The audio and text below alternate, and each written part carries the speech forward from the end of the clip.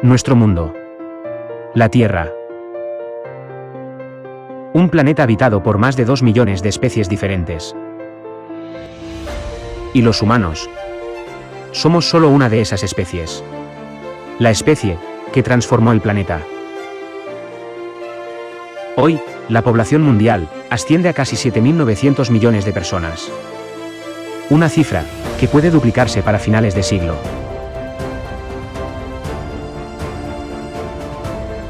La humanidad se ha extendido para cubrir casi todos los continentes, e incluso ha dado sus primeros pasos tentativos más allá de nuestro planeta. Más de la mitad de la población mundial ahora vive en ciudades o entornos urbanos similares. El planeta que habitamos nos parece normal, común. Asumimos naturalmente que esta fue la única forma en la que los humanos siempre han existido. Pero no lo es. Los humanos nunca hemos vivido en un mundo tan sofisticado y diseñado a la medida de nuestras necesidades como el mundo de hoy en día, dándonos el lujo de olvidarnos de nosotros mismos y de no preocuparnos por sobrevivir. Pero somos unos cuantos afortunados, ya que por más del 99,9% de la historia humana, la vida fue completamente diferente. ¿De dónde venimos? Este es uno de los mayores misterios de la humanidad. Científicos y filósofos han reflexionado sobre esta pregunta y han propuesto muchas explicaciones.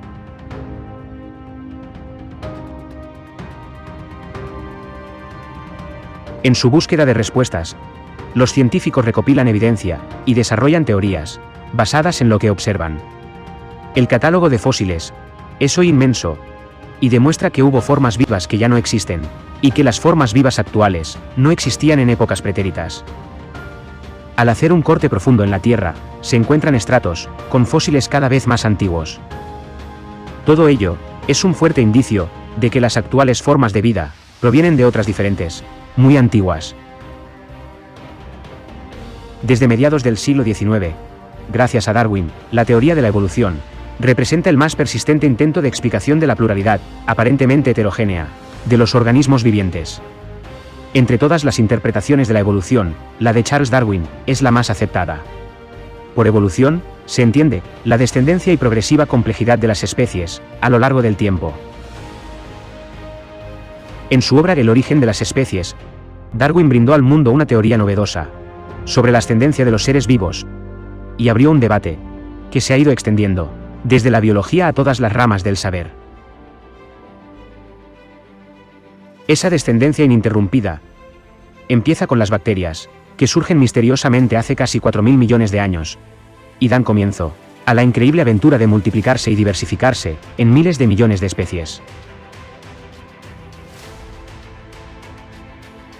En teoría de la evolución se afirma que todos los organismos vivos están relacionados con un ancestro común, del que descienden. Enfrentados con los evolucionistas, están los creacionistas. La publicación de Darwin, de su obra El origen de las especies, en 1859, contradijo creencias de tradición judeocristianas. A principios del siglo pasado, estalló una durísima batalla entre creacionistas y evolucionistas. Los creacionistas abogan por la existencia de un diseñador inteligente que se sitúa en el origen del universo. La teoría de la evolución no puede entrar en conflicto con la de la creación. No atenta contra la idea de un creador, pues la ciencia no indaga sobre las causas primeras, y en este caso, solamente trata de establecer si los seres vivos estamos sujetos a cambios en el tiempo, y qué fuerzas o mecanismos causan dichos cambios. Crear no es transformar algo, sino producir radicalmente ese algo. En la actualidad, muchas denominaciones religiosas aceptan que la evolución biológica ha producido la diversidad de los seres vivos a lo largo de miles de millones de años de la historia terrestre. La Iglesia Católica también reconoce la existencia de la evolución desde hace varias décadas. El ser humano todavía está evolucionando, y esto está ocurriendo en todas partes. Gracias a la revolución genómica, los investigadores pueden rastrear los cambios genéticos a nivel de población que marcan la evolución en acción. Pero remontémonos en el tiempo, millones de años atrás, para entender los orígenes del ser humano. El gran misterio de la evolución humana comenzó hace 10 millones de años. La Tierra se había transformado en un mundo que ya podríamos reconocer. Las cordilleras alteraron los patrones climáticos. Luego, un tipo de criatura reinó supremamente. Los simios. Había 50 especies diferentes de ellos. Eran los animales vivos más inteligentes en ese momento. Pero luego, el registro fósil muestra que se detiene toda esta enorme variedad de diferentes tipos de simios. Los simios desaparecieron hace unos 7 u 8 millones de años, y realmente, no se ha podido encontrar una explicación exacta de por qué esto sucedió. 7 millones de años después, solo quedan unos pocos sobrevivientes de esos simios, como el gorila, el orangután y el chimpancé. En su lugar, hay un animal claramente emparentado con ellos, pero que no podría ser más diferente. Los seres humanos. Ninguna otra criatura jamás ha pensado como nosotros, construido como nosotros, o soñado como nosotros. Somos más inteligentes que cualquier otro animal que haya existido jamás. Para comenzar a explorar la historia de la evolución humana, tenemos que viajar 7 millones de años atrás, al este de África. En este continente, con el tiempo, un grupo de más de 20 especies humanas primitivas, identificados como homínidos, pasarían a primer plano. La mayoría se extinguió, pero otros podrían haber sido ancestros de los humanos de hoy en día. Hablamos de homínidos y no de homínidos, para distinguir a estas nuevas especies que comenzaron a caminar, con una postura erguida, y con locomoción bípeda. En los últimos 50 años, los hallazgos de fósiles han llenado algunos de los muchos espacios en blanco en la historia de nuestra evolución.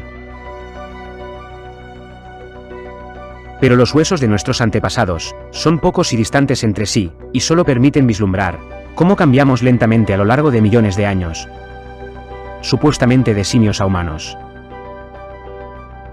Una transición desde la especie que fue la última con rasgos simiescos, los australopitecos, a la tercera y actual fase de la evolución humana, la del género Homo.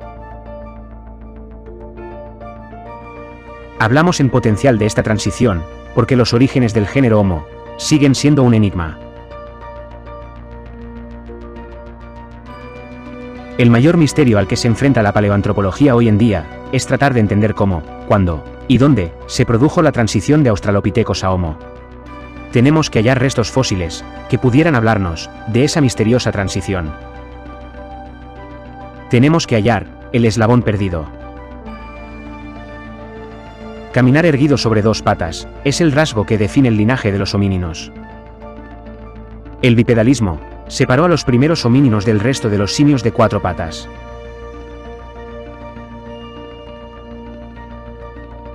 Los primeros homínidos aparecen hace 7 millones de años en África, y permanecerían como la principal especie hasta hace 4.4 millones de años. Pero las 4 especies de estos primeros homínidos eran simios, descendientes del chimpancé.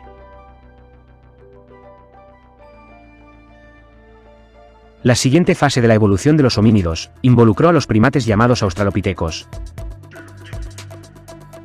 que surgen hace 4,4 millones de años en el continente africano, y permanecerían sobre la Tierra hasta hace 1,4 millones de años.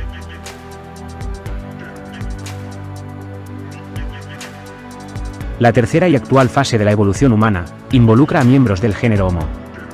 Se han identificado 8 especies de este género. Las primeras especies del género probablemente datan de hace más de 2 millones de años, lo que los convierte en contemporáneos de algunos australopitecos. Pero a diferencia de los homínidos anteriores, que exhibían un mosaico de rasgos simiescos, las especies Homo eran claramente más humanas. Su capacidad craneal era mayor que la de cualquier otro homínido. Desarrollaron una tecnología sofisticada de herramientas de piedra, y se convirtieron en los primeros en controlar el fuego. Estas adaptaciones físicas y de comportamiento, junto con los avances en tecnología, permitieron que algunas especies de Homo fueran las primeras en migrar fuera de África y explorar el resto del mundo. 2,5 millones de años atrás, con el género Homo, comenzaba la Edad de Piedra. Fue un largo periodo prehistórico, durante el cual la piedra se utilizó ampliamente para fabricar herramientas.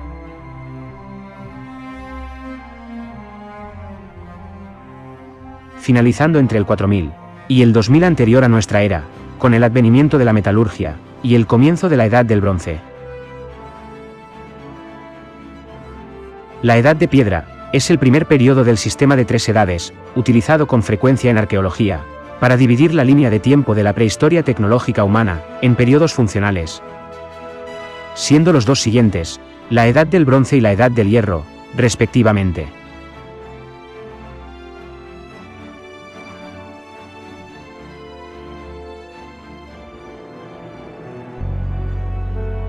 Pero, lo que sucedió hace alrededor de 2,5 millones de años, en la transición de Australopithecus a Homo, es un gran enigma.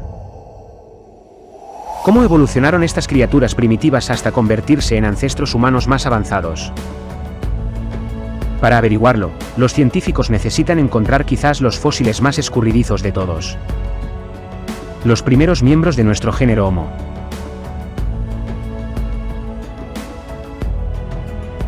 Durante años, la única especie que llenó ese vacío fue una criatura llamada Homo habilis. Pero también estos homínidos eran muy diferentes a los australopithecos. Con una capacidad craneal mucho mayor, con dientes molares y premolares comparativamente más pequeños. Con pie y huesos de la mano, similares a los humanos, que sugerían la capacidad de manipular objetos con precisión. De allí el nombre de la especie, Homo habilis. Además, se encontraron herramientas de piedra simples junto con los fósiles. Todas estas características presagian la anatomía y el comportamiento del Homo erectus y de los humanos posteriores. En Garganta de Olduvai, en el norte de Tanzania, en 1959 y 1960, se descubrieron los primeros fósiles de la primera especie identificada del género Homo, el Homo habilis. Habitó partes del África subsahariana, desde hace aproximadamente 2,4 millones de años, hasta hace 1,5 millones de años. Se trata de una especie con un aspecto mucho más humano que el encontrado en los australopitecinos. Según el registro fósil de la evolución del Homo habilis, habría surgido el Homo erectus en la línea directa de los humanos modernos. Por unos 500.000 años, habrían coexistido ambas especies en los mismos territorios. El crecimiento de la población de Homo erectus habría terminado con una lucha por los recursos, de la cual habría salido exitosa esta última especie. El Homo erectus tenía una capacidad mayor que la del Homo habilis, con una mayor capacidad craneal.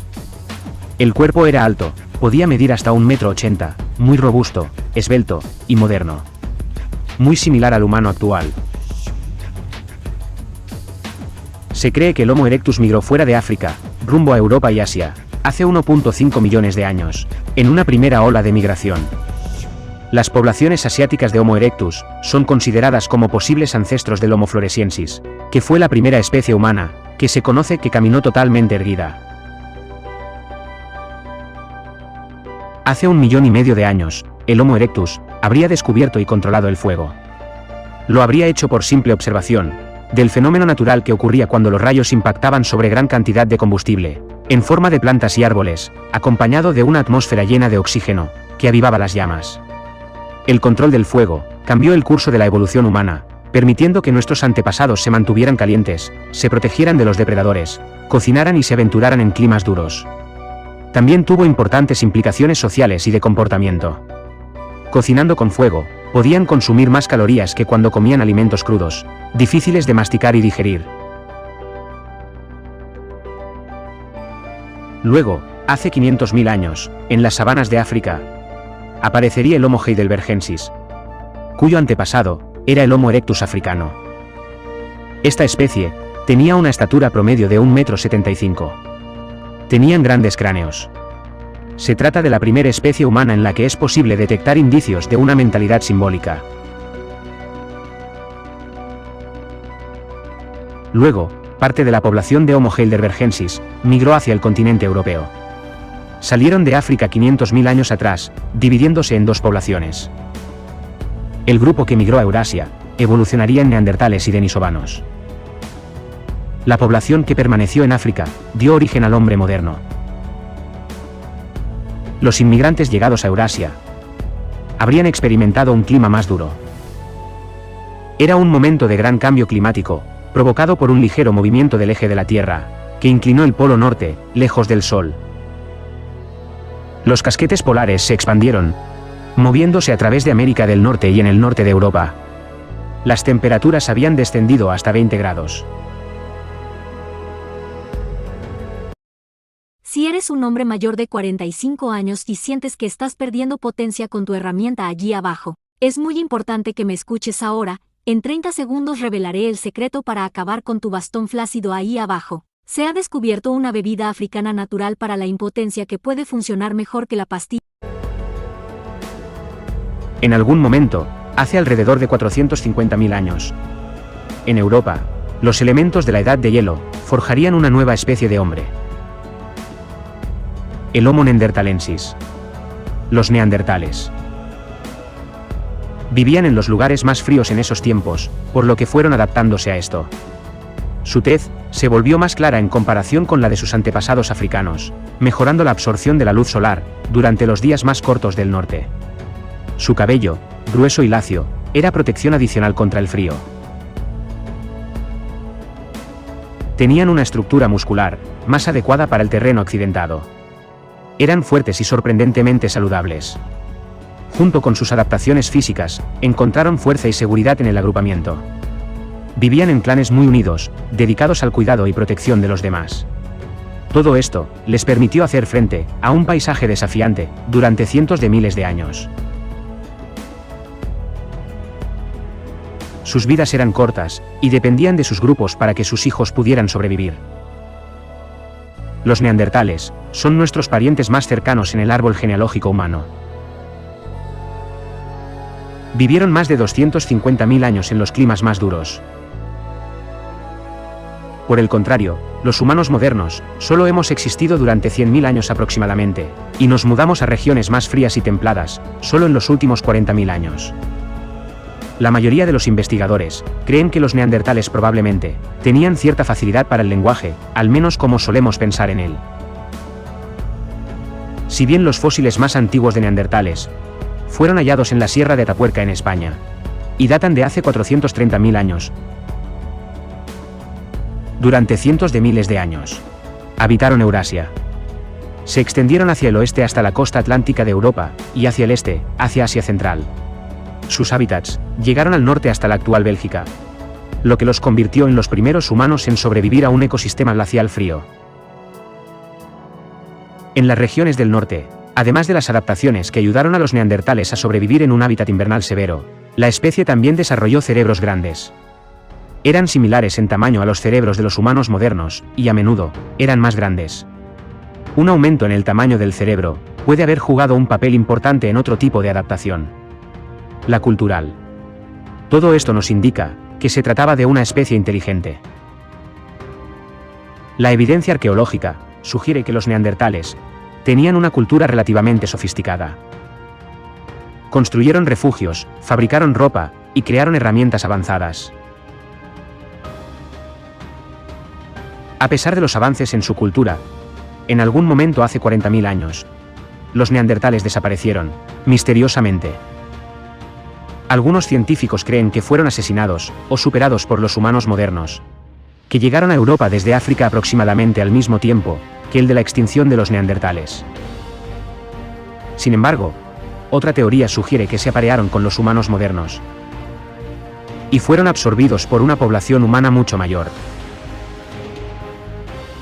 Esto puede explicar por qué la mayoría de las personas de ascendencia europea o asiática tienen entre 1 y 2% de genes neandertales en su ADN.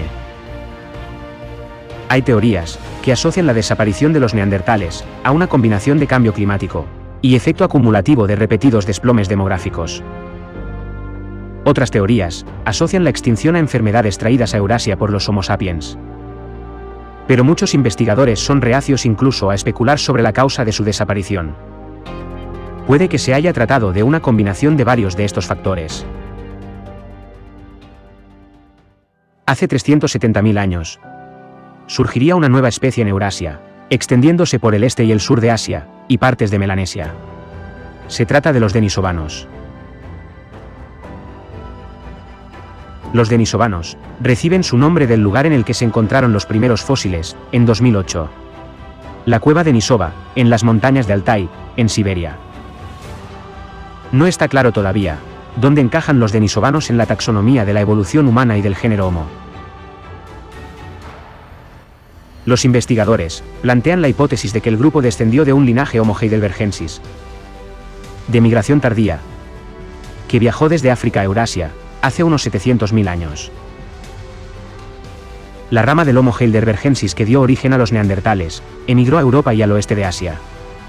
La rama que dio origen a los denisovanos, se habría trasladado hacia el este y el sudeste de Asia, posiblemente hasta Filipinas y más allá, hasta Nueva Guinea. Varios estudios genéticos señalan que eventualmente los neandertales y los denisovanos se cruzaron entre sí, así como con los primeros humanos modernos. Los denisovanos finalmente desaparecieron hace 30.000 años atrás.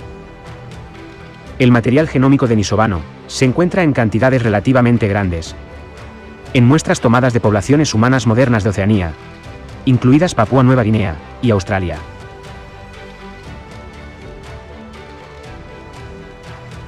Al mismo tiempo que se expandían los neandertales en Eurasia, hace 300.000 años, la rama africana del Homo heidelbergensis evolucionaba en una nueva especie. El Homo sapiens. Nacía un hombre nuevo. El primer representante de una familia extraordinaria. La nuestra. Los restos más antiguos atribuidos a Homo sapiens, datados en 315.000 años, se encontraron en Marruecos. La extinción del Homo neanderthalensis, entre 30.000 y 40.000 años atrás, es la única especie conocida del género Homo, que aún perdura. 200.000 años atrás, el ser humano moderno había tomado forma en su totalidad. La laringe había descendido. Paulatinamente fue posible a partir de ese momento emitir sonidos más complejos. Comenzamos a emitir un protolenguaje, y una especie de mutación o salto evolutivo tuvo lugar hace alrededor de 150.000 años, lo que resultó en el origen de un lenguaje humano sofisticado. Por primera vez, la información podía ser compartida entre individuos y a través de generaciones. Pasamos a actuar en red, en las que se podía compartir información y experiencias, consiguiendo el ser humano una ventaja crítica sobre cualquiera de las demás especies de la Tierra. A partir de allí, la inteligencia humana aumentó exponencialmente. Luego, 100.000 años atrás, el ser humano ya tenía manos ágiles y herramientas primitivas.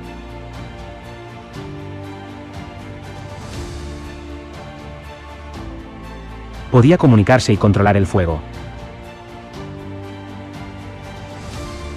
Finalmente estaba listo para expandirse fuera de su hogar africano, continuando en este camino, iniciado millones de años atrás. La gradual dispersión humana por todos los continentes fue un cambio de juego crucial. El hecho de haber quedado disperso por varios continentes protegió al ser humano de eventos naturales que podrían haber causado su extinción. Esta era la segunda gran migración del género Homo, fuera de África. De la primera migración, ocurrida hace 500.000 años, la del Homo heidelbergensis, habían surgido en Europa los neandertales, y en el este de Asia, los denisovanos. En esta segunda etapa de migración gradual, que comienza hace 100.000 años, se da una masiva salida de África del Homo sapiens, dirigida a Eurasia. Europa ya estaba habitada por neandertales. Aislados en este continente, durante decenas de miles de años, los neandertales habían desarrollado su propia cultura, a la par de la de sus parientes, los Homo sapiens.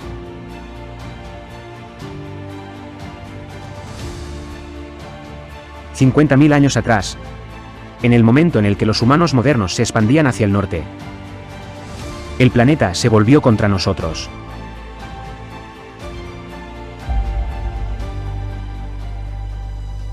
Comienza un duro periodo glacial, durante la era de hielo. El planeta nos pondría a prueba como nunca antes, durante 50.000 años. Los glaciares comenzaron a avanzar hacia el sur, desde el Polo Norte. Al mismo tiempo, los neandertales eran empujados hacia el sur, por esta ola de frío en Europa. Las dos especies de humanos estaban destinadas a encontrarse.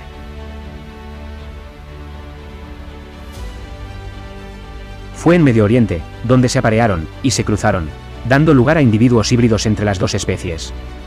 Debido a esta hibridación, la genética de los neandertales se asemeja mucho más a la de los Homo sapiens modernos que a la de sus supuestos parientes más cercanos, los denisovanos. Pero los neandertales más primitivos portaban originalmente un ADN mitocondrial similar al de los denisovanos.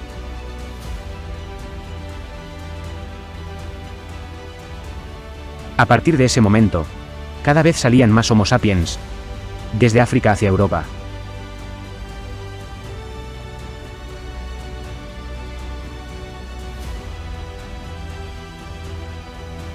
La zona central del continente, entre las capas de hielo y las montañas, era la más habitada. Era una de las áreas con mayor densidad de población del mundo prehistórico. Un centro de conexiones sociales.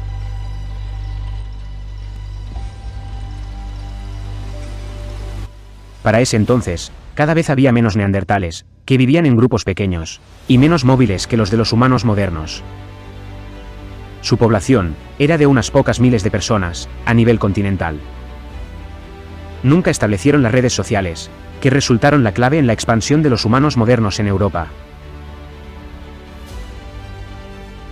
Estos últimos fueron capaces de reproducirse más rápido y con más éxito que los neandertales. Fue lo que marcó la diferencia. Cuando los neandertales dejaron de existir como una especie diferente, los dos pueblos se habrían convertido en uno. Pero los genes neandertales continúan viviendo en nuestro ADN.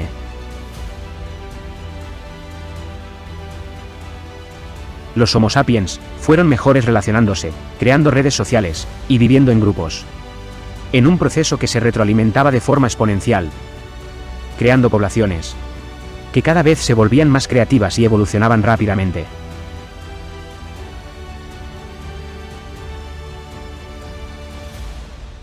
Al mismo tiempo, hace 30.000 años, los humanos continuaban su conquista del globo, llegando a China y Australia. Y en ese momento, el ser humano ya había llegado a Asia, luego a Australasia, y más tarde a Europa. Take a tour of a place from the comfort of your phone. Y más tarde a Europa. Pero todavía había otro continente, que había quedado muy lejos y aislado. América. Pero al final del periodo glacial, hace unos 12.000 años, las capas de hielo comenzaron a derretirse y aparecieron algunos refugios glaciares, como el de Beringia. Un puente de tierra, que emergió del mar helado, en Alaska, por el que las primeras poblaciones provenientes de Siberia y de Asia del Este habrían entrado en América.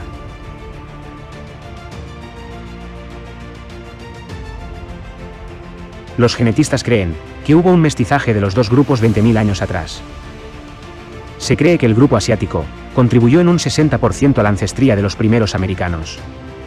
Pero aún hay dudas sobre la ruta que siguieron para ingresar en América, sobre cuántos grupos lo hicieron, y sobre cuándo tuvo lugar. Hay dos teorías en la actualidad. La del poblamiento temprano, que sugiere que este ocurrió hace unos 30.000 años. Y la teoría del poblamiento tardío, que fue la teoría clásica, o la del modelo Clovis, que considera que este poblamiento se dio hace unos 12.000 años. Pero en años recientes, varios estudios genéticos han rebatido la teoría clásica. La opción de una ruta marítima, bordeando las costas del Pacífico, está ligada a la teoría del poblamiento temprano.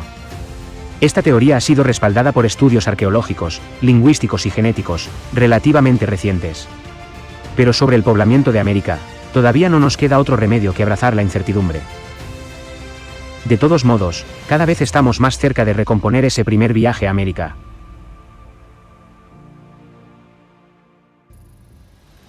Hasta este punto, hemos explorado la evolución del hombre. Desde el surgimiento de los primeros homínidos, 7 millones de años atrás, pasando por el origen del género Homo, y llegando hasta el momento en el que el Homo sapiens se esparció a través de cada uno de los continentes de nuestro planeta. Pero todo lo que afirmamos sobre la evolución en este documental es un cuerpo de conocimiento en continuo cambio. Los últimos hallazgos han convertido la historia de la familia humana en un árbol genealógico cada vez más enrevesado y lleno de secretos. Lo único de lo que podemos estar seguros es de que al final de este camino solo ha sobrevivido una especie. Nuestra especie. A partir de este momento, el ser humano seguirá su camino, formando las primeras civilizaciones, las primeras sociedades complejas, los primeros imperios. Exploraremos a partir de aquí el periodo que comienza al final de la última glaciación de la era cuaternaria, y que durante 10.000 años daría forma a la vida de casi todos los humanos del planeta.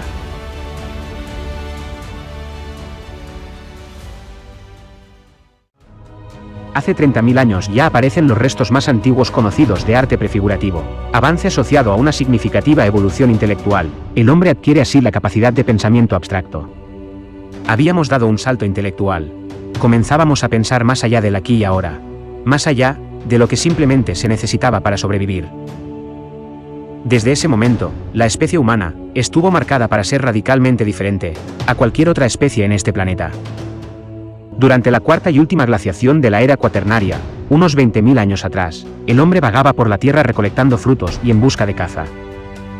Cuando un grupo humano identificaba una zona rica en caza o en vegetación comestible, allí establecían campamentos temporales hasta agotar los recursos.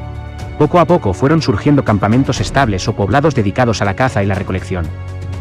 Así fue como el hombre se hizo sedentario. Dentro de los más antiguos poblados de este tipo, se encuentran una serie de asentamientos escalonados en el tiempo en el noreste de África, en el actual Egipto, que datan de hace 19.000 años. En ese momento, el norte de África era una selva rica en fauna y vegetación, pero pronto terminaría el periodo glaciar y comenzaría un proceso de desertificación, que originaría el desierto del Sahara. Sin embargo, la zona noreste continuó siendo fértil mucho tiempo gracias al río Nilo, el más largo del mundo. Este nace en el lago Victoria, en el Ecuador africano, y lleva las aguas hacia el norte hasta el Mediterráneo. Otra zona donde hay indicios tempranos de recolección de cereales es la zona de Palestina. Hace 13.000 años Palestina formaba parte de lo que se llamó la Media Luna Fértil, una zona de condiciones especialmente favorables. La zona comprendida entre los ríos Tigris, Éufrates y sus alrededores se conoce como Mesopotamia. Se formaron allí poblados más firmes y numerosos, dedicados a la agricultura y la ganadería. Mientras tanto, en América, las primeras prácticas agrícolas ya se desarrollaban hace unos 10.000 años en las montañas de los Andes en Perú. Luego, durante el séptimo milenio, empieza a aparecer también la agricultura en algunas zonas de Mesoamérica, en lo que hoy es México. Pero volvamos a Medio Oriente. Alrededor del año 7500 a.C., se empezó a cultivar el trigo en Jericó, la ciudad habitada más antigua del mundo. Se domesticaron allí también el cerdo y la cabra. Para ese entonces Palestina continuaba a la cabeza de la civilización.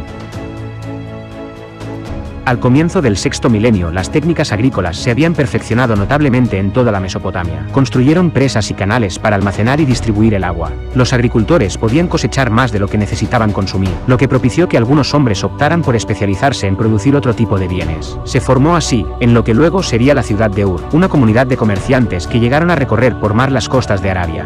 La religión y la superstición se extendieron rápidamente entre los pueblos agrícolas y surgieron toda clase de ritos. Surgen sacerdotes especializados en velar porque los dioses estuvieran satisfechos con el pueblo. Así, cada pueblo fue creando su mitología.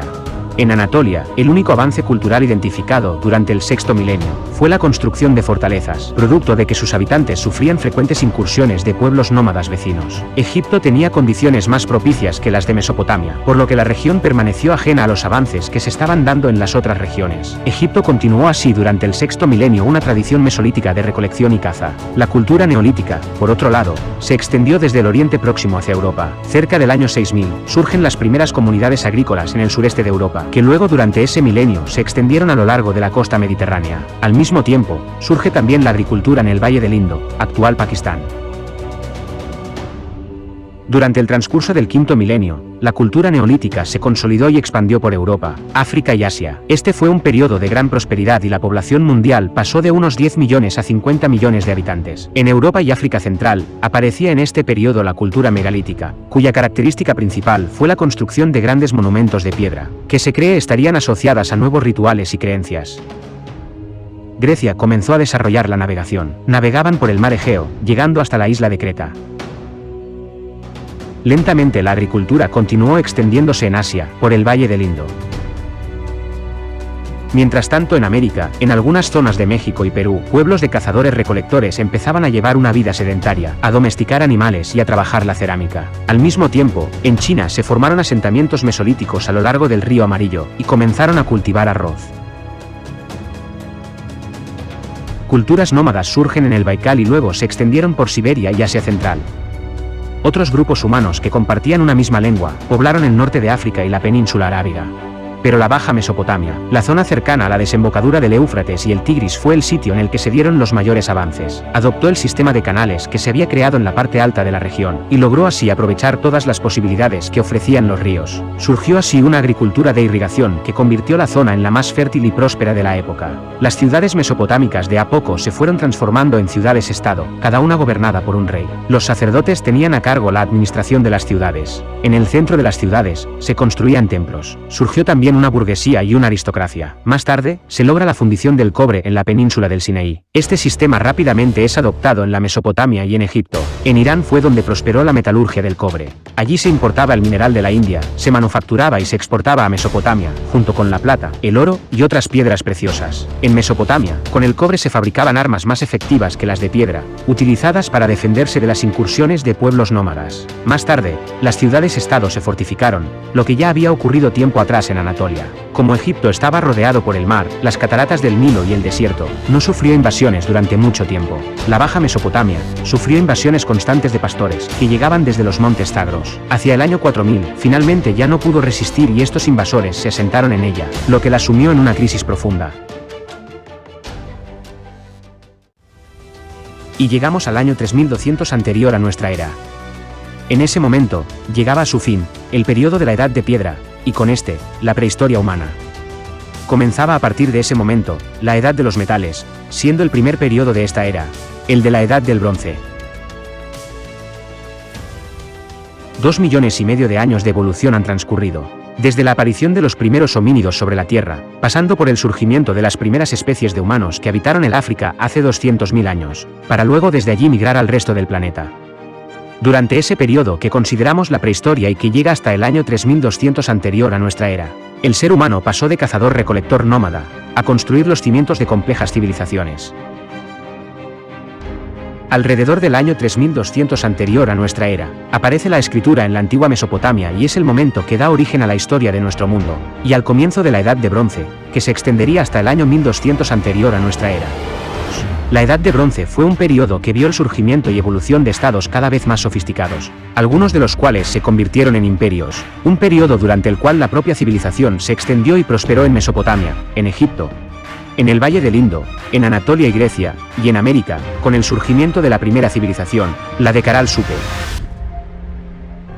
Las regiones en las que se produjo el mayor desarrollo de la Edad de Bronce estaban lo suficientemente cercanas unas de otras, lo que posibilitaba el comercio continuo a larga distancia. Si bien las guerras eran relativamente frecuentes, la mayoría de las interacciones entre los estados y las culturas de la época eran pacíficas, y giraban en torno al comercio y la diplomacia. Cada estado, grande y pequeño, supervisó los intercambios diplomáticos escritos en acadio, el idioma internacional de la época.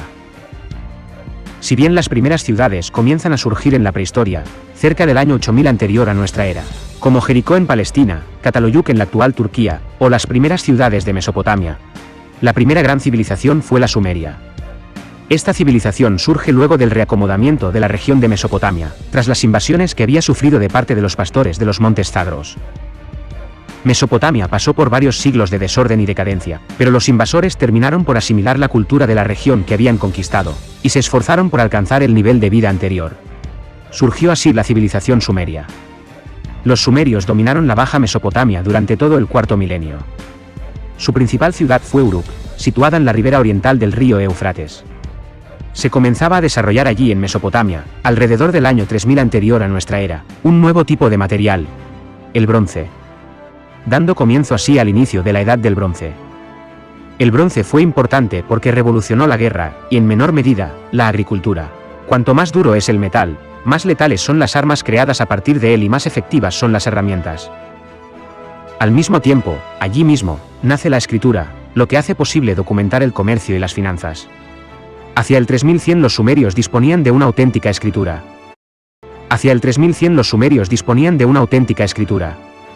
Escribían sobre tablas de arcilla mediante un punzón que producía escritura, se conoce como escritura cuneiforme. La escritura era entonces una técnica muy compleja, pues los sumerios tenían un signo para cada palabra, lo que suponía un inventario enorme de signos que solo los sacerdotes dominaban. Esto proporcionó mucho poder a la clase sacerdotal. Así, el sumerio es la lengua más antigua de la que tenemos constancia escrita. Mientras tanto, Egipto iba organizándose. Para el año 3200, transcurría en Egipto el periodo predinástico. El rey Narmer de Hieracómpolis unificó el Alto y el Bajo Egipto. Narmer y sus descendientes, la primera dinastía de reyes de Egipto, consolidaron el poder real y la unidad del país, difundiendo la idea de que el rey era un dios dueño de todo el valle del Nilo. Narmer estableció la capital del reino en Tinis, y construyó la ciudad de Menfis en la frontera entre el Alto y el Bajo Egipto, con la intención de convertirla en capital. Así, en el año 3200, se formaba el primer Estado-nación del mundo. Bajo la primera dinastía, los egipcios construyeron canales con los que regar las zonas del valle más alejadas del Nilo. Surgieron trabajadores especializados, se idearon barcas con los que transportar materiales por el río, se fomentó la agricultura y la ganadería y otros avances que indudablemente fueron parte de la influencia cananea mesopotámica. Egipto siguió recibiendo y asimilando los conocimientos sumerios. Poco después del 3000, había adaptado su sistema de escritura. En lugar de escribir sobre tablillas de arcilla, los egipcios usaron un soporte más sofisticado. Los signos egipcios no se volvieron esquemáticos como los sumerios. Al contrario, representaban figuras muy claras, pero seguían el principio sumerio de que a cada palabra le correspondía un signo. La escritura egipcia se conoce como escritura jeroglífica. Hacia el 2280 anterior a nuestra era, termina un primer periodo de la historia egipcia, conocido como periodo arcaico, y comienza el llamado Imperio Antiguo, en el que se produce el apogeo del Egipto faraónico, la era de las pirámides. Los reyes egipcios desarrollaron una ostentación y un lujo inusitados hasta entonces. En el 2580, Keops construyó la mayor de todas las pirámides. Fue emplazada cerca de la ciudad de Giza. Formada por más de 2 millones de bloques de piedra, la mayoría de los cuales pesaban más de 2 toneladas. Luego a su lado, se construyeron las pirámides de sus hijos, Kefren y Micerino.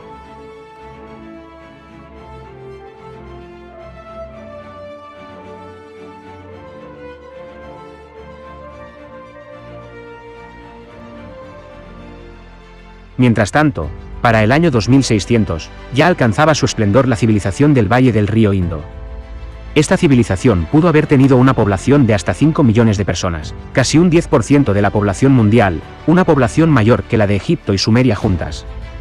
Se extendió hasta abarcar parte de los actuales estados de India, Pakistán, Irán y Afganistán. Abarcó una superficie de más de 1 millón de kilómetros cuadrados, y atravesó varios periodos, hasta el 1900 anterior a nuestra era. Los principales asentamientos son las conocidas ciudades de Harappa y Mohenjo-Daro. Sus grandes calles, tiendas y amplias casas de ladrillo de varias plantas quedaron abandonados hace más de 3000 años. Al igual que las civilizaciones de Mesopotamia y Egipto, dependía de su río. Como el Nilo, el Indo se desbordaba todos los años, inundando extensas zonas y depositando sedimentos fértiles. Este inmenso potencial agrícola fue la base sobre la cual se desarrolló el urbanismo en torno al río Indo. Las ciudades del Indo comerciaban no solo con productos agrícolas, sino con metales como el oro, la plata, el plomo y el estaño, joyas y piedras semipreciosas, herramientas, utensilios y cerámica. El comercio con Mesopotamia era muy importante. Atravesar las grandes llanuras desérticas que separaban ambas regiones era una hazaña para hombres que viajaban a pie y transportaban sus mercancías en carromatos. En cambio, tenía la ventaja de no depender del monzón. Sus huellas han aparecido en documentos sumerios y acadios. El abrupto final de la civilización urbana del Valle del Indo no fue consecuencia de una guerra o invasión, sino muy probablemente de la conjunción de una serie de desastres naturales y un cambio en las condiciones climáticas. Parece probable que esta antigua civilización, al igual que ocurrió con la maya, sufriera los cambios graduales en los patrones de precipitaciones, lo que habría dificultado el cultivo de alimento para una población tan extensa. Hacia 1700 anterior a nuestra era, en Mohenjo-Daro, hubo movimientos tectónicos que causaron un cambio de cauce del Indo, incendios, inundaciones, y una precipitada huida de la ciudad. Todas estas primeras grandes civilizaciones tenían algo en común. Agua. El río Nilo en Egipto. El Tigris y el Éufrates, en Mesopotamia. Y el Indo en Pakistán. Fueron los ríos los que hicieron posible el florecimiento de estas civilizaciones. Los ríos hicieron fértiles los suelos. Y ningún otro suelo fue tan fértil como el de Egipto, lo que les permitió alimentar a la fuerza de trabajo que construyó las grandes pirámides. La pirámide de Keops fue su mayor logro.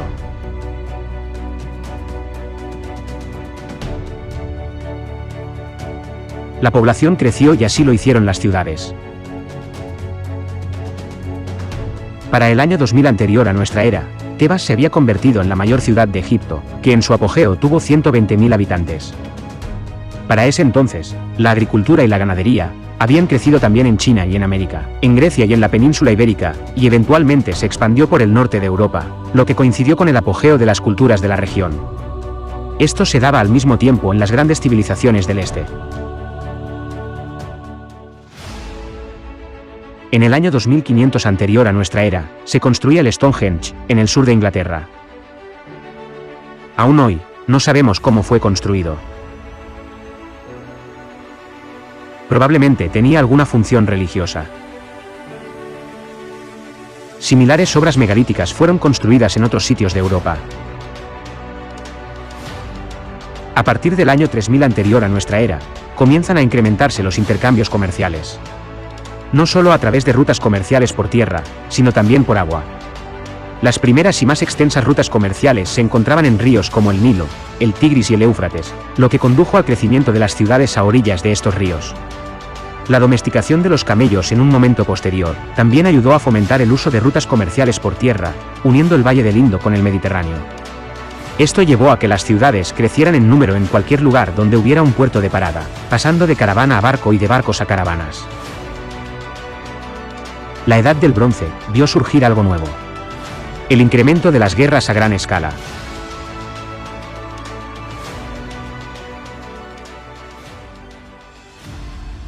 En Mesopotamia, en torno al 2334 anterior a nuestra era, un funcionario de lengua semita, de la corte del rey de Kish, una de las ciudades-estado mesopotámicas, derrocó a su soberano y asumió el poder real. Se llamó a sí mismo Sargón. Sería este, el comienzo del imperio acadio. Luego Sargón conquistaría gran parte del mundo conocido por los sumerios, y lo uniría bajo el gobierno de un solo gobernante, formando así uno de los primeros imperios en la tierra.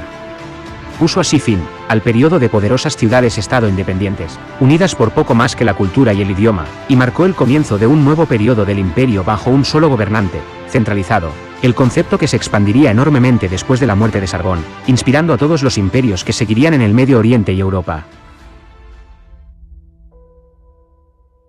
En torno al 1650 anterior a nuestra era, Egipto fue atacado por los Hicsos, quienes ascendieron al poder y fundaron la dinastía XV. Gobernarían Egipto durante 100 años. Los Hicsos habían comenzado a asentarse en el territorio de Egipto, desde el año 1990 anterior a nuestra era. Era un pueblo semita, en Oriente. Estos fueron así, progresivamente, haciéndose fuertes en diferentes ciudades del país y cuando estuvieron seguros de su superioridad, atacaron. Los egipcios siempre se sintieron a salvo de invasiones extranjeras, por lo que su ejército no estaba equipado para repeler invasiones. Usaban aún armas de cobre, y no de bronce, y los soldados egipcios ni siquiera llevaban armadura.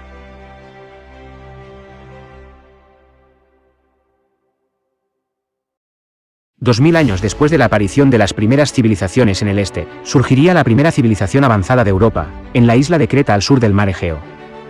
La civilización minoica.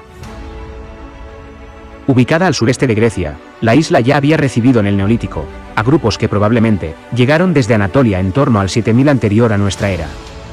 Si bien a partir del año 2700 anterior a nuestra era, Creta empieza a tener auge, producto de la introducción del torno en la alfarería y la metalurgia del bronce, recién para el año 2000 anterior a nuestra era, florecería como la primera civilización avanzada de Europa.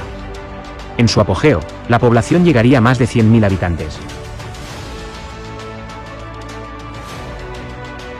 A partir de allí, comienza la construcción de los grandes palacios característicos de esta cultura, en particular en la ciudad de Knossos. También en esta época surgía la escritura. La isla habría estado unificada bajo un poder central ubicado en Knossos.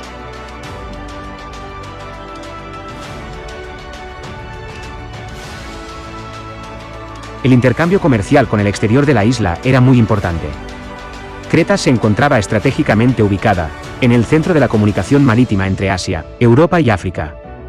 La agricultura y la ganadería siguieron desarrollándose, junto con las actividades comerciales. Todo ello daba como resultado una rica economía, que mantenía a esta sociedad a salvo de revueltas sociales.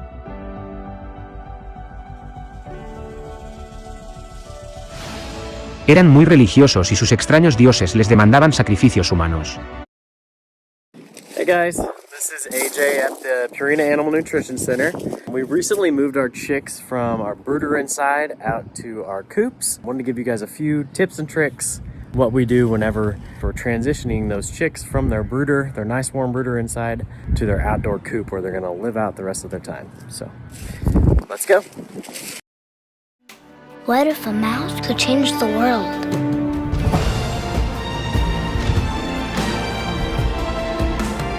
New surprises await at the Disney 100 celebration, only at the Disneyland Resort.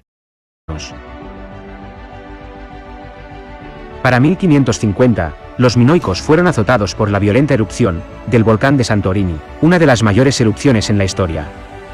Luego el territorio fue afectado por terremotos. Todo esto provocó el ocaso de la civilización. A partir de aquí, exploraremos todo lo que sucedió desde el año 1550 hasta el colapso de la Edad del Bronce, en el 1200 anterior a nuestra era. Un periodo en el cual se establecen vínculos entre sociedades, en una escala mucho más amplia, por mar y por tierra.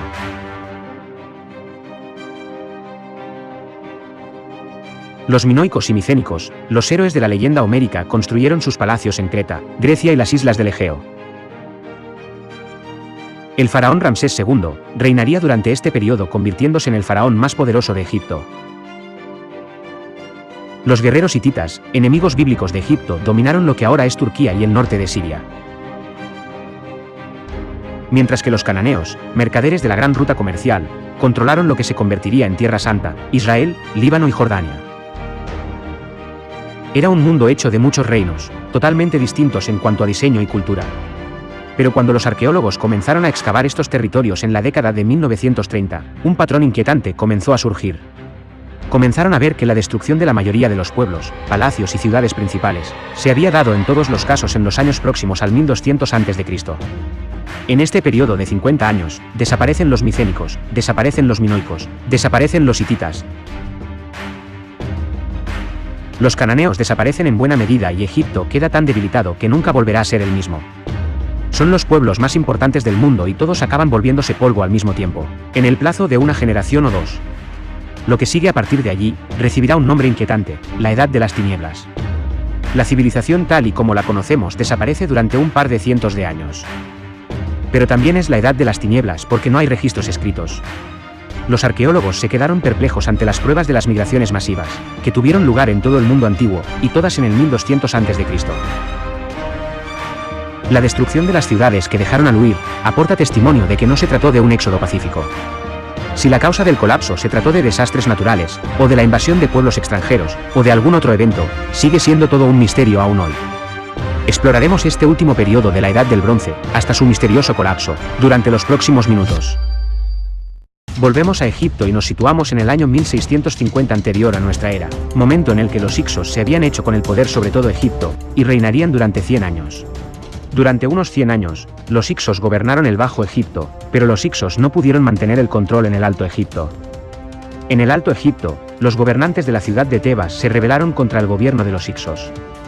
Mientras tanto, estudiaron y copiaron las armas superiores de los hicsos, capturaron y criaron caballos, y se prepararon para el día en que recuperarían el Bajo Egipto. Finalmente, el faraón Amosis I expulsó a los hicsos de Egipto. Los hicsos tuvieron un efecto duradero en la cultura y el progreso militar de Egipto. Con Amosis I, nace así en el año 1540 anterior a nuestra era, el Reino Nuevo de Egipto, con una nación nuevamente unificada bajo el gobierno de un rey. Empezaría el periodo de máximo esplendor de la civilización, la Segunda Era Dorada de Egipto, momento en el que logró también una gran expansión territorial. Con el comienzo del periodo del Nuevo Reino, se iría gestando lo que fue el primer imperio de Egipto. Egipto no fue un imperio hasta el Imperio Nuevo. Es por ello que hablamos de reinos cuando nos referimos al Reino Antiguo y al Medio, ya que hasta lo que fue el Imperio Nuevo, Egipto no había extendido sus dominios a otros pueblos. Uno de los primeros faraones de este periodo fue Tutmosis III. Tutmosis III llegó al trono de Egipto porque su padre, el faraón Tutmosis II, y su gran esposa real, la reina Hatshepsut, no habían tenido descendientes masculinos. El azar fue generoso con Egipto, porque Tutmosis disponía de todas las cualidades necesarias para el buen gobernante y una más, su extraordinaria capacidad militar, que sumada a un valor a toda prueba, le granjeó la lealtad del ejército más poderoso del Próximo Oriente. Egipto tuvo durante su reinado un gran poder militar. Los egipcios habían conseguido de parte de los hicsos grandes avances en el arte bélico, además del desarrollo de carros tirados por caballos. Estas carrozas formarían parte de la mayoría de los enfrentamientos bélicos en la última parte de la Edad del Bronce. En el 1457 anterior a nuestra era, los gobernantes de la antigua Retenu intentaron liberarse del yugo de la hegemonía egipcia. Se aliaron con el reino de Mitanni y con el de Cades. A esta alianza se unió también Megiddo. Esta coalición cananea estaba comandada por el rey de Cades. Tutmosis reúne entonces un gran ejército de carros de guerra e infantería, que suma 10.000 hombres, para repeler esta revuelta. Se dirigen hacia Megiddo, una ciudad fortificada cerca del Monte Carmelo en el actual Israel. Al otro lado de estas colinas los enemigos del faraón esperan preparados para ir a su encuentro. Está en juego el destino del imperio. Los dos mayores ejércitos jamás vistos en el mundo antiguo se preparaban para el combate. Todo terminaría en la batalla de Megiddo, la primera batalla de la historia de la que existe una relación histórica detallada, y termina con una victoria egipcia, que obligó a los cananeos a retirarse a la ciudad de Megiddo, donde posteriormente fueron asediados y vencidos. Con el restablecimiento del dominio egipcio en Canaán, Tutmosis III comenzó un reinado en el que el imperio egipcio alcanzó su época de mayor expansión. Tebas se convertiría así en la capital del imperio más poderoso del mundo. Para 1353, Egipto era la nación más poderosa del mundo.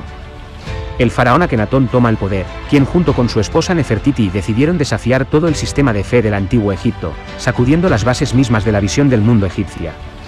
Sus ideas llevaron a la nación al borde del abismo. La idea de Akenatón era dramática y revolucionaria: reemplazar el panteón de los 2000 dioses egipcios tradicionales con uno solo, el creador de todo, el sol. Y lo hizo. Para los sacerdotes tradicionales, quienes habían dedicado sus vidas enteras a los antiguos dioses y habían sido extremadamente poderosos hasta entonces, era una catástrofe. Akenatón empezó a adquirir peligrosos enemigos. Luego de sufrir varias tragedias familiares, Akenatón fue envenenado. Para 1332, Egipto se encontraba en medio de intensas revueltas internas. Es el momento en el que toma el poder el hijo de Akenatón, el pequeño Tutankamón de 9 años. Tutankamón accedió al trono, con 9 años de edad, bajo la tutela del visir Ay, que finalmente sería su sucesor.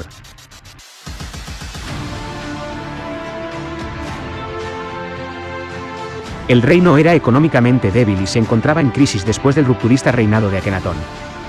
Las relaciones diplomáticas con otros reinos habían sido descuidadas, por lo que Tutankamón buscó restaurarlas, en particular con Mitanni. Fue Tutankamón quien rescató a los antiguos dioses, y restauró el poder y la prosperidad de Egipto.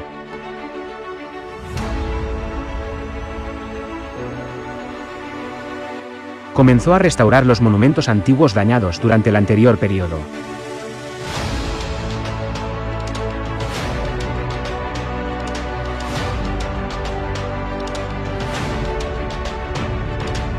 Los sacerdotes regresaron más poderosos que nunca, y la vida volvió a la normalidad.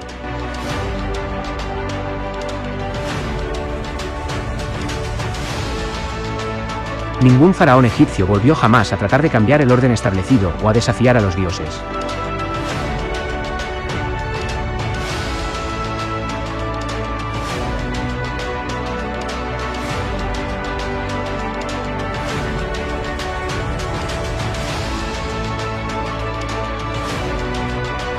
En esta segunda edad de oro de Egipto, la nación tenía el ejército más poderoso de todo el cercano oriente. Los hititas del Asia Menor eran su mayor enemigo.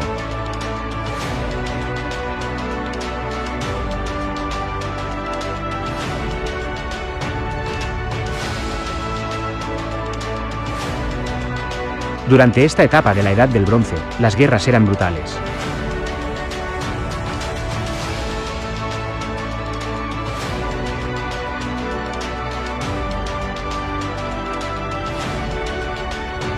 Los faraones participaban en las batallas desde carrozas que se utilizaban como los tanques modernos.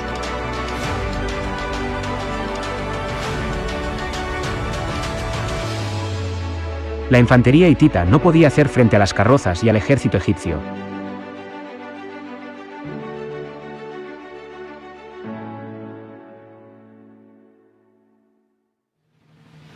Pero en el 1323 anterior a nuestra era, Tutankamón fallece a los 19 años de edad.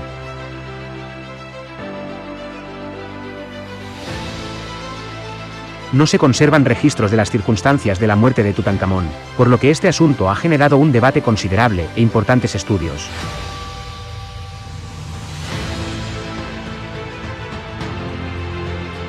Tutankamón fue inhumado en una tumba que era inusualmente pequeña para un faraón, en el Valle de los Reyes.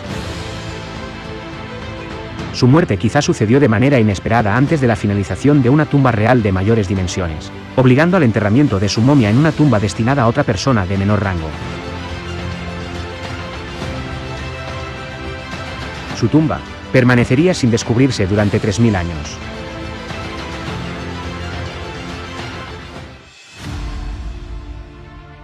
Mientras tanto, en el oeste, Grecia estaba bajo el poder de los micénicos. Para el año 1600 anterior a nuestra era, los micénicos habían conquistado la mayor parte de Grecia. Habían llegado a la Grecia continental, alrededor del año 2000 anterior a nuestra era. Era un pueblo indoeuropeo, que habría llegado desde el Épiro y los Balcanes, una civilización inferior que los pobladores anteriores a los que suplantaron, y durante 400 años se dedicaron a asimilar la cultura superior de sus predecesores. Los micénicos fueron grandes guerreros. Para el 1400 anterior a nuestra era, ya habían invadido Creta y subyugado a los minoicos. Se enriquecieron con la cultura de los minoicos. La ciudad de Micenas se convirtió en un centro de riqueza y poder, con una civilización guerrera sin igual en la zona del Egeo. El periodo de esplendor micénico va desde el 1600 al 1150 anterior a nuestra era. Construyeron imponentes palacios.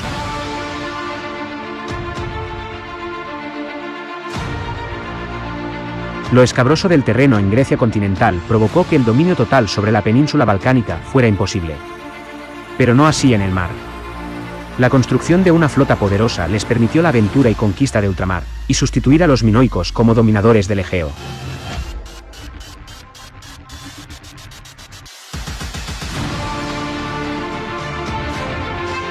Establecieron contactos comerciales con Italia y Sicilia y formaron parte de una red comercial en el este. La vida micénica también está marcada por una gran religiosidad. El futuro panteón griego se empieza a dibujar en estas fechas con las divinidades indoeuropeas aportadas por los griegos. Zeus, Hera, Poseidón, Artemis, Atenea, Hermes y Dioniso. En esta época surgieron los legendarios héroes. El gran Héctor,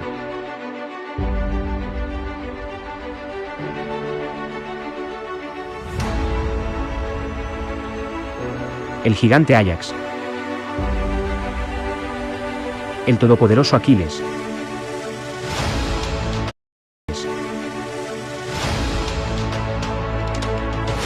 Ulises,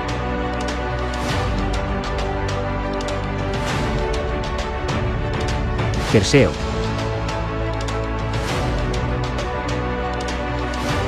y el mayor héroe de todos, Hércules.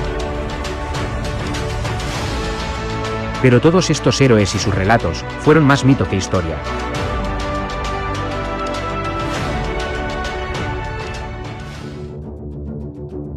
Mientras tanto, al otro lado del mundo, en China, en 1766 se establecía la primera dinastía importante, la dinastía Shang.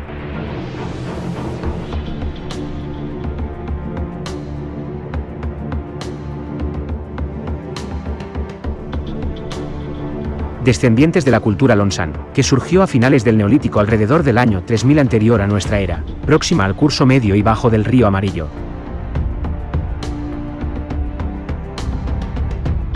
Los reyes Shang construyeron grandes edificios amurallados e imponentes templos.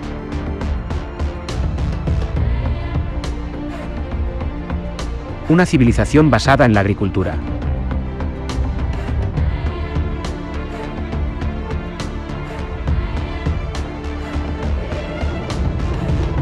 Es la segunda dinastía en la historia de China, tras la dinastía Xia, pero la primera cuya existencia histórica está documentada. Fue sucedida por la dinastía Zhou, la última dinastía previa al periodo imperial. Su extensión territorial abarcaba el valle del río Amarillo.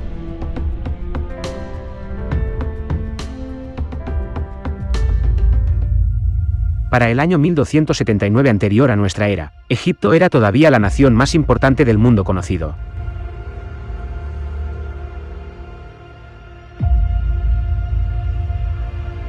Y en ese año, llegaría al poder el faraón más grande y poderoso del Imperio Nuevo, que a su vez es el periodo álgido del antiguo Egipto. Ramsés II. Ramsés llevaría a Egipto a nuevas alturas. Sus sucesores y los egipcios posteriores lo llamaron Gran Ancestro. Fue el tercer faraón, de la dinastía decimonovena de Egipto, que gobernó unos 66 años, hasta el 1213 anterior a nuestra era. Era hijo del faraón Seti I, y de su gran esposa real Tuya. A los 15 años Ramsés ya tenía autoridad sobre parte del ejército. Durante los 5 primeros años de su reinado, Ramsés II llevó a cabo 5 exitosas acciones militares. Una batalla naval en el delta contra el ataque de piratas Sardana. Expediciones a Asia, como reacción ante amenazas de los hititas. Conquistas en Libia, donde estableció varias colonias y construyó diversas fortalezas para vigilarlas, y la mayor batalla de la historia hasta ese momento, la batalla de Cadés. En Asia Menor, los hititas estaban expandiendo su imperio. El rey hitita era un gran rival de los faraones egipcios. En el 5º año de su reinado, Ramsés II decidió cortar con los ataques hititas. Un conflicto en Egipto surgió sobre el control de Cadés. En 1274, Ramsés II lideró su ejército hacia el norte, hacia Cadés.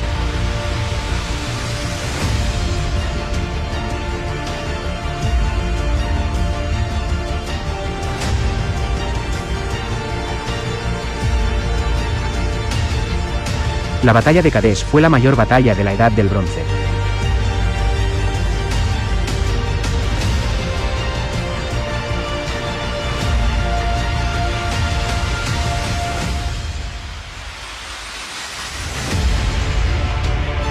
Involucró 6.000 carrozas.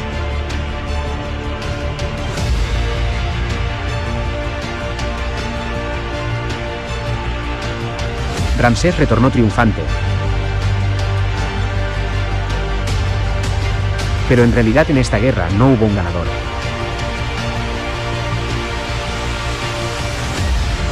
Los hititas enviaron representantes para negociar la paz.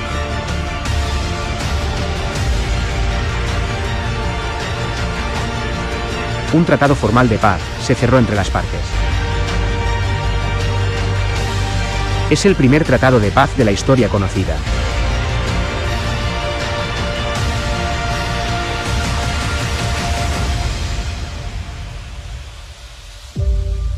Para cerrar el trato, la princesa hitita fue entregada en matrimonio a Ramsés. La última parte de la Edad de Bronce fue un periodo en el que reinó la diplomacia. Los reyes enviaron emisarios a distintos sitios. La guerra dejó de ser la única solución a los conflictos. Se cerraron todo tipo de tratados entre los reinos. A través de la diplomacia y las uniones matrimoniales cruzadas, los estados territoriales del cercano Oriente pasaron a estar más conectados que nunca.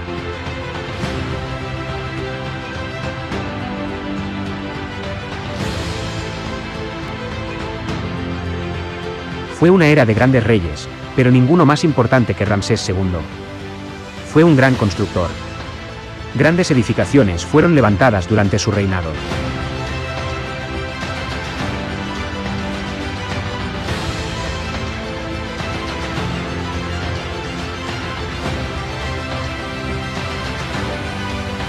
Gran parte de la mano de obra la conformaban trabajadores egipcios, pero también había esclavos hebreos de la región del Canaán. Se cree que fue durante el reinado de Ramsés que surgió el relato de Moisés. Moisés es quien llevaría a los hebreos de vuelta a Israel.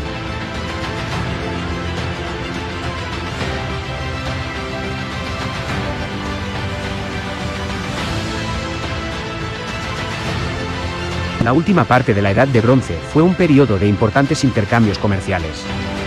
Se intercambiaban todo tipo de productos. Las ciudades se convirtieron en centros comerciales.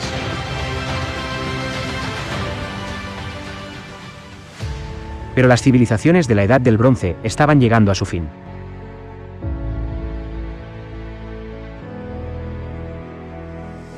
Para el 1200 anterior a nuestra era, el Mediterráneo oriental sufrió un serio revés. Todas las mayores ciudades fueron afectadas. Las grandes civilizaciones de la Edad del Bronce estaban colapsando. Estas, las más grandes civilizaciones de la época, quedaron arrasadas, decenas de miles murieron o fueron desplazados. Todo se derrumbó. Lo que ocurrió a finales del siglo XIII sigue siendo un misterio.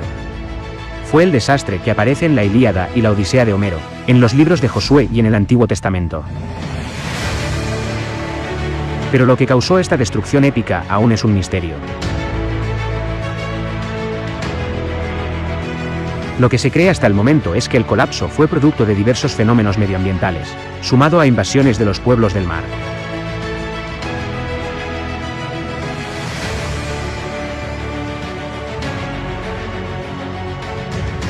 El Oriente Próximo fue afectado por sequías. Los ríos se secaron. Las cosechas se perdieron. Un gran volcán erupcionó en Egipto, afectando el clima de la región.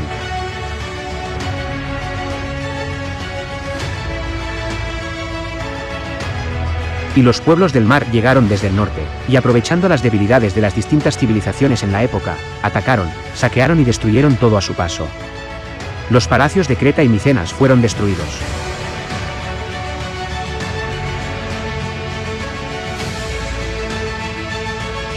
Durante 200 años las grandes civilizaciones de la Edad del Bronce fueron destruidas o seriamente impactadas.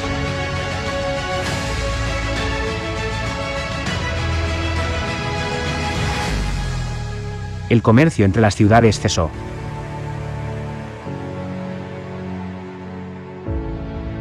No se han identificado registros escritos en un periodo de 200 años. Europa y el Oriente Próximo entraron en una edad oscura. Lo que es innegable es que después de todo, emergió algo totalmente nuevo. Durante un par de siglos tendremos la edad de las tinieblas, mientras el crisol se va calentando. Pero de todo esto, de las cenizas renace el ave fénix. Surgen nuevos sistemas políticos y nuevas civilizaciones. Emergen los griegos y acabará surgiendo la democracia tal y como la conocemos. Todo lo que haya causado el colapso de las civilizaciones de la Edad del Bronce, había destruido un mundo. Se produjo el ocaso de lo viejo y el resurgir de lo nuevo.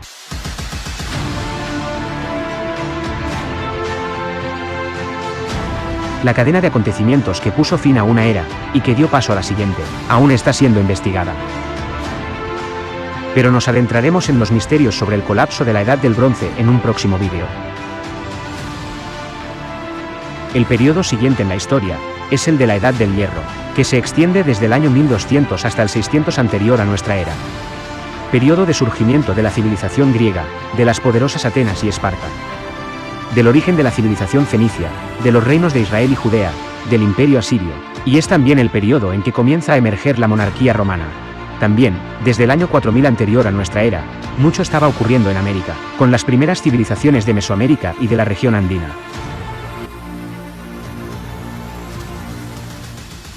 Durante 2 millones de años y medio, dominamos la piedra y el fuego. Nos extendimos por todo el planeta, cuando llegó la edad de hielo.